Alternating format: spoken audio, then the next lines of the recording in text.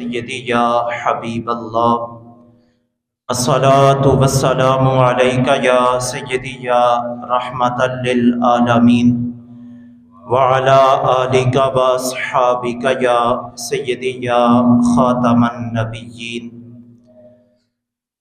حمد و صلات کے بعد عزت و احترام کے لائق برادران اسلام، احباب زیواکار، نماز جمعہ کی ادائیگی کے لیے جامع مسجد پیر مدرسہ کے خوبصورت ماحول میں ہم تشریف فرما ہیں۔ اللہ کریم نماز جمعہ کی جملہ برکات ہم سب کو عطا فرمائے۔ برادران اسلام، آج کی اس خوبصورت نشست میں ہم توبہ کے بارے میں سیکھنے کا اہتمام کریں گے اور اللہ سے دعا کریں گے اللہ ہم سب کو کامل توبہ کی توفیق نصیب فرمائے اور ہمیشہ اپنی راہ پہ چلنے کی سعادت عطا فرمائے۔ قرآن مجید کتاب حکمت میں سے ایک آیہ مقدسہ کا مختصر سا حصہ آپ احباب کے سامنے تلاوت کرنے کی سعادت حاصل کی ہے۔ پروردگار عالم نے ارشاد فرمایا، یا ایھا الذین آمنوا توبوا الی اللہ توبۃ نصوحا، اے ایمان والو اللہ کی بارگاہ کی طرف رجوع کرو، پکا رجوع، توبہ کرو اللہ کی طرف، پکی توبہ۔ یہ قرآن کا اعلان ہے، ہمارے رب کا فرمان ہے، اور فرمایا بھی انہیں جا رہا ہے جن کے دل میں ایمان کی چمک ہے، ایمان کی روشنی موجود ہے۔ ہم الحمدللہ مسلمان ہیں، ایمان والے ہیں، تو ہمیں ہر لحظہ ہر لمحہ اللہ کی بارگاہ میں توبہ و استغفار کرنے کا اہتمام کرنا چاہیے۔ بنیادی طور پہ یہ بات ذہن نشین کر لیجئے، اللہ کریم نے 3 طرح کی مخلوقات اس دنیا میں پیدا فرمائی ہے۔ ایک مخلوق وہ ہے جسے اللہ کریم نے عقل فہم عطا فرمایا ہے لیکن شہوات نہیں عطا فرمائے۔ ایک مخلوق وہ ہے جسے اللہ تعالیٰ نے عقل تو نہیں دی لیکن شہوات ان کے اندر رکھی ہے۔ اور تیسری مخلوق وہ ہے جس کے اندر عقل بھی موجود ہے، شہوات بھی موجود ہیں۔ پہلی مخلوق سے مراد فرشتے ہیں۔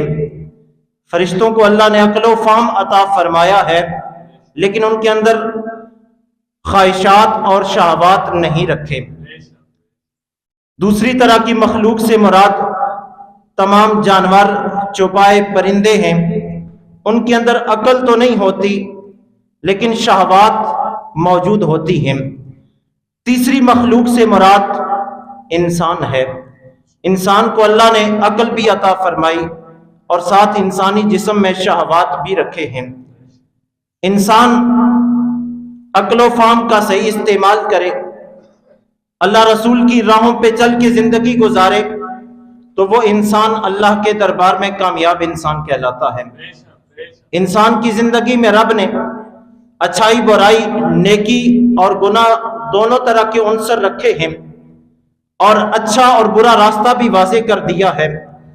اگر انسان سے خطا ہو جائے تو اللہ نے توبہ کا دروازہ رکھا ہوا ہے۔ انسان توبہ کرے، استغفار کرے، خالق حقیقی کی طرف رجوع کر لے صدق دل کے ساتھ تو اللہ معاف فرمانے والا ہے۔ آئیے احادیث کی طرف بڑھتے ہیں۔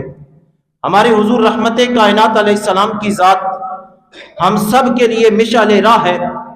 حضور کی ذات میں ہمارے لیے اسوہ حسنہ موجود ہے۔ اگر ہم کامیاب زندگی گزارنا چاہتے ہیں، رسول رحمت صلی اللہ علیہ وسلم کی زندگی کا مطالعہ کریں، ان کے نقش قدم پہ چلنا شروع کر دیں، اللہ ہمیں کامیاب زندگی عطا فرمانے والا ہے۔ حضور رحمت کائنات علیہ السلام ہر طرح کی خطا سے معصوم ہیں۔ اللہ نے آپ سرور کائنات علیہ السلام کو گناہوں سے محفوظ پیدا کیا ہے۔ ایک فرشتے معصوم ہوتے ہیں، ایک انبیاء معصوم ہوتے ہیں، ان سے گناہ کرنے کی کیفیت اللہ نے سلب کر لی ہے، گناہ سے پاک پیدا فرمائے ہیں۔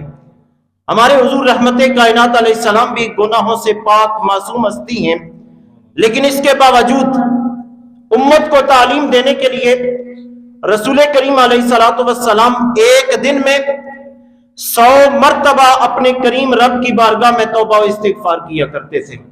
باوجود اس کے حضور رحمت کائنات علیہ السلام ہر طرح کے گناہ سے پاک ہیں، لیکن امت کو تعلیم دینے کے لیے، امت کی رہنمائی کے لیے حضور نے ایک دن میں 100 مرتبہ توبہ و استغفار کا اہتمام کیا ہے۔ ہمیں اللہ کریم نے مسلمان بنایا ہے، امت مصطفیٰ میں پیدا فرمایا ہے۔ اگر ہم سے کوئی خطا ہو جائے، ممکن ہے، انسان سے خطا ہو سکتی ہے، تو اللہ کریم نے توبہ کا دروازہ ہمارے سامنے کھلا رکھا ہے۔ استغفار کریں، توبہ کریں، اللہ ہماری خطاؤں کو معاف فرمانے والا ہے۔ انسان کچھ گناہ ایسے کرتا ہے جو نیکیاں کرنے سے ختم ہو جاتے ہیں، وضو کرنے سے کچھ گناہ جڑ جاتے ہیں، کچھ گناہ نماز پڑھنے سے جڑ جاتے ہیں، لیکن کچھ گناہ ایسے ہیں جو بغیر توبہ کے معاف نہیں ہوتے۔ ان کی معافی کے لیے اللہ رب ذوالجلال کی بارگاہ میں حقیقی اور سچی دل سے توبہ ہونا ضروری ہے، تب اللہ وہ گناہ معاف فرماتا ہے، اور اللہ اپنے بندوں کی توبہ سے خوش بھی بہت زیادہ ہوتا ہے۔ ترمذی شریف کی حدیث ہے، رسول کریم علیہ السلام نے ارشاد فرمایا، ہر بنی آدم خطا کرنے والا ہے، اور خطا کرنے والوں میں سے سب سے بہترین، سب سے افضل وہ خطا کار ہے جو خطا کرنے کے بعد توبہ کر لیتا ہے۔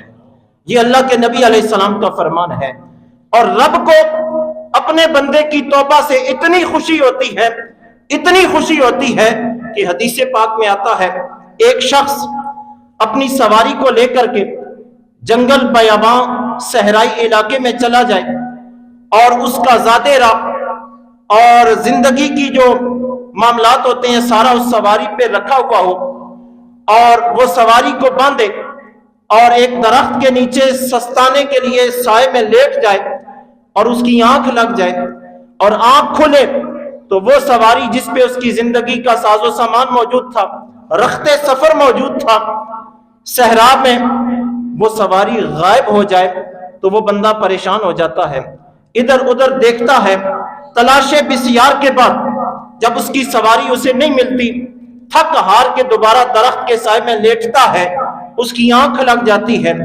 جب اچانک آنکھ کھلے تو وہ اس سواری کو جو گم ہو چکی تھی پھر اپنی آنکھوں کے سامنے دیکھتا ہے، تو وہ اتنا خوش ہوتا ہے کہ اس کی زبان سے غلطی کے ساتھ یہ جملہ نکل جاتا ہے، اے اللہ تو میرا بندہ ہے، میں تیرا رب ہوں۔ خوشی کی کیفیت میں سرکار دو عالم علیہ السلام فرماتے ہیں، جس طرح اس بندے کو گمشدہ سواری ملے تو وہ خوش ہوتا ہے، اس سے کئی گنا بڑھ کے ہمارا کریم رب ہماری توبہ و استغفار سے خوش ہوتا ہے۔ اس لیے اللہ نے توبہ کا دروازہ قیامت تک کے لیے کھلا رکھا ہے، آئے کوئی خطا کر کے اللہ آج بھی توبہ کرنے والوں کو بخشنے والا ہے۔ اسی لیے حضور نے فرمایا، سب سے بہترین خطا کار وہ ہے جو رب کی بارگاہ میں توبہ و استغفار کر لیتا ہے۔ اور ایک حدیث کے لفظ ہے، التائب من الذنب کمن لا ذنب له، گناہ سے توبہ کرنے والا بندہ ایسے ہے جیسے اس نے کوئی گناہ کیا ہی کوئی نہیں۔ توبہ کے لیے کوئی عمر کا خاص حصہ مختص نہیں ہے، ہر عمر کے حصے میں توبہ و استغفار کرنی چاہیے، بچپن سے لے کر جوانی تک، جوانی سے لے کر بڑھاپے تک توبہ و استغفار کا دامن کبھی نہیں چھوڑنا چاہیے۔ وہ فارسی کا ایک مشہور مقولہ ہے، در جوانی توبہ کردن شیوائے پیغمبری است، جوانی میں توبہ کرنا یہ پیغمبروں کا شیوا ہے۔ وقت پیری گرگ ظالم می شود پرہیزگار، بڑھاپے کی حالت میں تو ظالم بیڑیا بھی پرہیزگار ہو جاتا ہے۔ اس لیے ہمیں ہمارا دین حکم دیتا ہے، عمر کے جس حصے میں ہے ہر حصے میں توبہ و استغفار کو لازم پکڑیں۔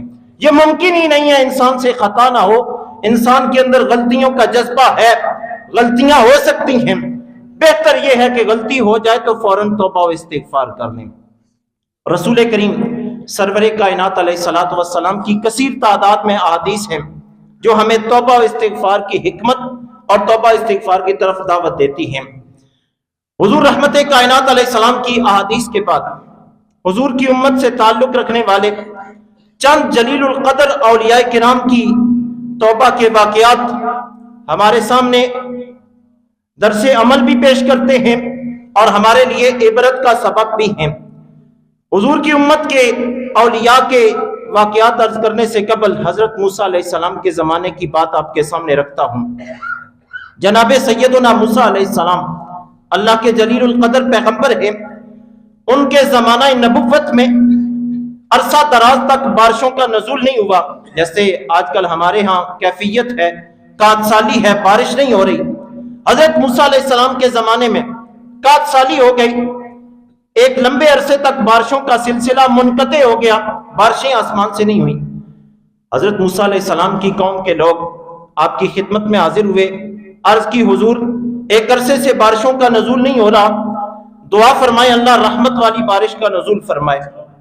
حدیث پاک میں آتا ہے حضرت موسیٰ علیہ السلام نے 70,000 بنی اسرائیل کے مومنین افراد جو ان پہ ایمان رکھتے تھے ان کو ساتھ لیا اور ایک جنگل کی طرف تشریف لے گئے۔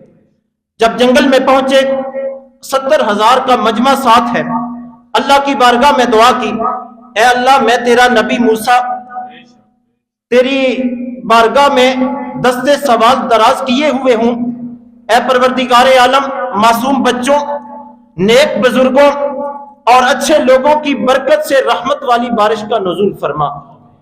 اب یہاں پہ ہمارا ایمان ہے کہ انبیاء مستجاب الدعوات ہوتے ہیں۔ ہر نبی حضرت آدم علیہ السلام سے لے کر ہمارے حضور رحمت کائنات علیہ السلام تک مستجاب الدعوات ہے۔ کیا مطلب؟ نبی جو دعا کرتے ہیں اللہ قبول فرمانے والا ہے۔ حضرت موسیٰ علیہ السلام نے آج دعا فرمائی، آسمان سے بارش نہ برسی، دعا قبول نہ ہوئی۔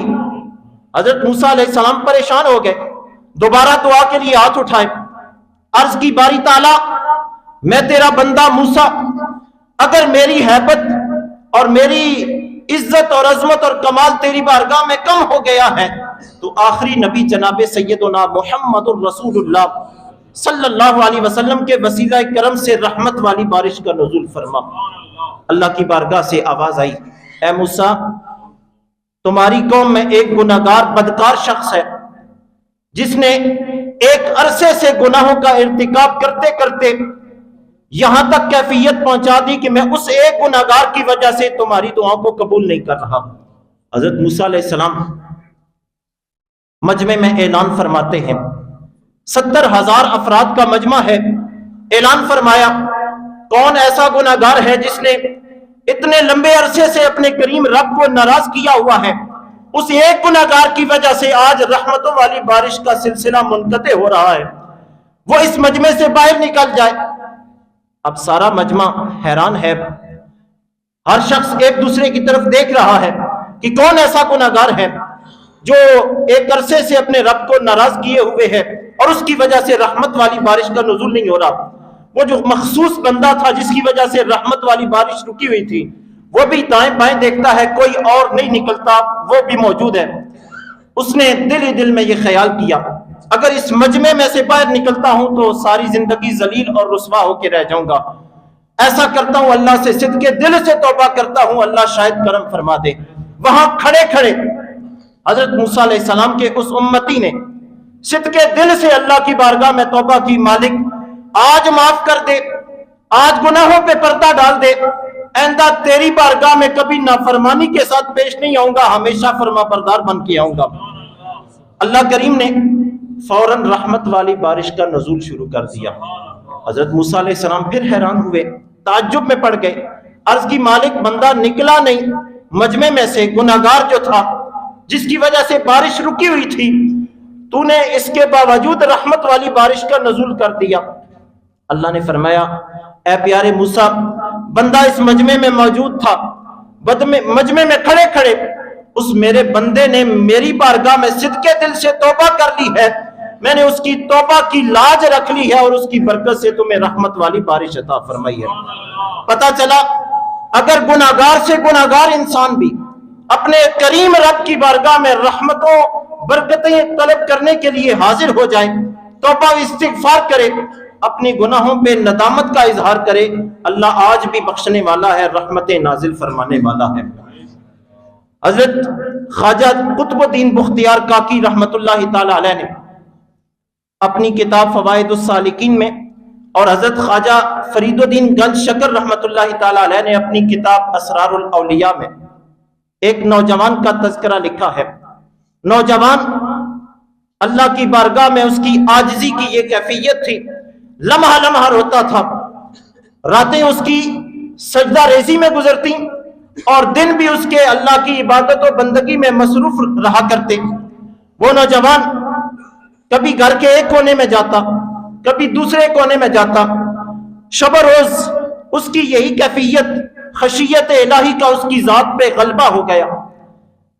حضرت خواجہ فرید الدین نے لکھا ہے کہ جب وہ نوجوان شب و روز اللہ کی خشیت میں ڈوب گیا اور اسی کشمکش میں اپنے شب و روز گزارنے لگا، اس کا جسم کمزور ہو گیا، جوانی کی کیفیت میں بڑھاپے کے آثار اس کے جسم پہ ظاہر ہونے لگے۔ جب اس کی موت کا وقت قریب آیا، اس نے ماں کو وصیت کی۔ ماں کو وصیت کیا کی؟ پہلی وصیت یہ تھی، امی جان جب میری روح قفس انصری سے پرواز کر جائے، آپ یہ کام کرنا کہ میری میت کو لے کر کے گھر کے چاروں کونوں میں گھسیٹنا، اور ساتھ ساتھ یہ جملے کہنا، خدا کے نافرمانوں کا یہی حال ہوتا ہے۔ امی سے پہلے وعدہ لیا کہ مجھ سے وعدہ کریں کہ آپ میرے مرنے کے بعد میری وصیتوں پہ عمل کریں گے۔ امی نے چاروں ناچار وعدہ دے دیا۔ جب وہ پہلی وصیت کر چکا تو دوسری وصیت کی باری آئی، کہنے لگا جب میں دنیا سے چلا جاؤں، رات کے وقت میرا جنازہ اٹھایا جائے تاکہ میری میت کو دیکھ کے کوئی یہ نہ کہے کہ یہ خدا کا نافرمان جا رہا ہے۔ جب یہ وصیتیں کر کے اس نے ماں کو رخصت کیا تو چند لمحوں کے بعد حضرت فرید الدین گنج شکر رحمت اللہ علیہ نے لکھا ہے اس کی روح قفس انصری سے پرواز کر جاتی ہے۔ ماں نے چاروں ناچار اس کی وصیت پہ عمل کیا، پہلی وصیت پہ عمل کیا۔ گھر کے اندر ماں اس کے گلے میں پٹا ڈال کے گھسیٹ رہی ہے تو ہاتف غیبی سے آواز آتی ہے، اے میری اس نوجوان کے پالنے والی، میری امت سے تعلق رکھنے والی اور میری مخلوق سے تعلق رکھنے والی خاتون، یہ اب گناہگار نہیں رہا، ساری زندگی اس نے سجدہ ریزیوں میں گزاری ہے، ساری زندگی اس نے میری خشیت میں گزاری ہے، تقوی پرہیزگاری کا اس پہ غلبہ تھا، میں نے اس کی کامل طور پہ بخشش و مغفرت فرما دی ہے۔ تو جو صدقے دل سے اللہ کی بارگاہ کی طرف لوٹتے ہیں، گناہوں سے تائب ہوتے ہیں، حدیث رسول میں آتا ہے التائب من الذنب کمن لا ذنب لہ، گناہ سے توبہ کرنے والا ایسا ہے جیسے اس نے کوئی گناہ کیا ہی کوئی نہیں۔ حضور رحمت کائنات علیہ الصلوۃ والسلام کی امت سے تعلق رکھنے والے ایک عظیم الشان ولی کامل حضرت بشر حافی رحمت اللہ تعالی علیہ گزرے ہیں۔ بشر حافی ایک نوجوان شخص ہے، لا و لاب اور رقص و سرود کی محافل میں آنا جانا اس کا مشغلہ ہے۔ فوائد الفواد شریف میں یہ سارا تذکرہ ان کا ملتا ہے کہ حضرت بشر حافی جب تک توبہ طائب نہیں ہوئے تھے، شراب نوشی ان کا زندگی کا وظیفہ تھا۔ اللہ کریم کے فضل سے اس زمانے میں ایک عظیم الشان ولی کامل تھے حضرت امام کاظم رحمت اللہ تعالی علیہ، ان کا گزر بشر حافی کے گھر کے باہر سے ہوا۔ بشر حافی کی کنیز گھر سے باہر تھی، پوچھا اس گھر میں موجود جو لوگ ہیں وہ غلام ہیں یا آزاد ہیں؟ کنیز نے بتایا آزاد ہیں۔ حضرت امام کاظم رحمت اللہ علیہ نے فرمایا اسی وجہ سے اس قدر وہ رقص و سرود کی محفل سجائے ہوئے ہیں۔ یہ جملہ کہہ کے حضرت امام کاظم آگے چل پڑے۔ بشر حافی کی وہ کنیز حضرت امام کاظم کو جانتی نہیں تھی، جا کر کے بشر حافی کو بتایا کہ یہاں سے ایک بزرگ گزرے ہیں، اس طرح کے جملے انہوں نے میرے سامنے کہے ہیں۔ بشر حافی نے جوتے بھی نہیں پہنے ہوئے تھے، ننگے پاؤں دروازے سے باہر نکلے اور حضرت امام کاظم کی ملاقات کی کشمکش میں پیچھے پیچھے چل پڑے۔ حضرت امام کاظم سے ملاقات ہوئی، انہوں نے حضرت امام کاظم سے ملاقات جو ہی کی، اللہ نے امام کاظم کی برکت سے بشر حافی کو استغفار کی توفیق عطا فرمائی۔ توبہ استغفار کیا، ننگے پاؤں تھے ساری زندگی۔ پھر حضرت بشر حافی نے پاؤں میں جوتا نہیں پہنا، وجہ یہ تھی کہ جب اللہ نے ان کو توبہ کی توفیق عطا فرمائی تو ننگے پاؤں تھے، اسی کشمکش میں انہوں نے ساری زندگی گزار دی، ننگے پاؤں ہی زندگی میں چلتے رہے، جوتا نہ پہنا۔ اور حضرت بشر حافی کی توبہ کا یہ عالم زمانے کے سامنے آیا۔ بغداد شریف میں آپ رہتے تھے، بغداد شریف کے جانور چوپائے گلیوں میں گوبر نہیں کرتے تھے، اس وجہ سے کہ حضرت بشر حافی اللہ کے ولی کامل ہیں، ان کی عزت اور ان کا احترام کرتے ہوئے جانور بھی گوبر گلیوں میں نہیں کرتے تھے، کہیں ان کے پاؤں گوبر کی وجہ سے آلودہ نہ ہو جائیں۔ ایک دن ایک جانور نے گلی میں گوبر کیا۔ فوائد الفواد شریف میں یہ بات ملتی ہے، جنہوں نے یہ منظر دیکھا تو ایک دوسرے سے کہنے لگے جاؤ بشر حافی کا پتہ کرو، حیات ہیں یا وفات پا چکے ہیں۔ جب تحقیق کی گئی تو پتہ چلا آج دنیا سے بشر حافی کا انتقال ہو چکا ہے۔ اسی وجہ سے جانوروں نے گلیوں میں گوبر کرنا شروع کر دیا ہے۔ اتنا بڑا اعزاز، جانور بھی جن کا احترام کریں، انسان تو پھر احترام کرتے ہی ہوں گے۔ حضرت بشر حافی کو یہ رتبہ اور یہ کمال توبہ و استغفار کی وجہ سے ملا ہے۔ حضرت امام احمد بن حنبل رحمت اللہ علیہ ایک بہت بڑی فقہ کے امام گزرے ہیں، خود فقیہ ہیں، خود علم کا منبع اور علم کا مرکز ہیں، ہر طرح کی فضیلت سے اللہ نے انہیں نوازا ہوا ہے، لیکن اس کے باوجود حضرت امام احمد بن حنبل رحمت اللہ علیہ حضرت بشر حافی کی مجلس میں جایا کرتے تھے اور ان سے اکتساب فیض کیا کرتے تھے۔ کسی نے پوچھا حضرت اللہ نے آپ کو ہر طرح کے علم سے نوازا ہے، ہر طرح کی فضیلت آپ کو عطا کر رکھی ہے، لیکن آپ حضرت بشر حافی کی خدمت میں اس کے باوجود حاضر ہوتے ہیں۔ امام احمد بن حنبل رحمت اللہ علیہ نے بڑا خوبصورت جواب دیا، فرمایا جس رب کو احمد بن حنبل مانتا ہے بشر حافی اس رب کو احمد بن حنبل سے زیادہ جانتا ہے، اس لیے احمد بن حنبل ان کی مجلس میں اکتساب فیض کے لیے حاضر ہوتا ہے۔ اللہ کی بارگاہ میں دعا ہے خالق کی ارض و سما ہم سب کو صدق دل سے توبہ کی توفیق عطا فرمائے۔ آج ضرورت اس امر کی ہے کہ ہم گناہوں پہ ندامت کا اظہار کریں، صدق دل کے ساتھ اللہ کی بارگاہ کی طرف رجوع کریں۔ بارشوں کا نزول نہ ہونا، اللہ کی رحمتوں کا ہم سے روٹھ جانا، یہ ہمارے گناہوں کا وبال ہے اور ہمارے گناہوں کی وجہ سے ہے۔ اللہ سے دعا ہے اللہ ہم سب کو معاف فرمائے اور اپنی رحمتیں برکتیں ہم سب کو نصیب فرمائے۔ خاص طور پہ کریم رب اپنے پیارے نبی علیہ السلام کے وسیلہ کرم سے، اپنے نیک بندوں کے وسیلہ کرم سے رحمت والی بارش کا نزول فرمائے۔ وآخر دعوانا ان الحمد للہ رب العالمین۔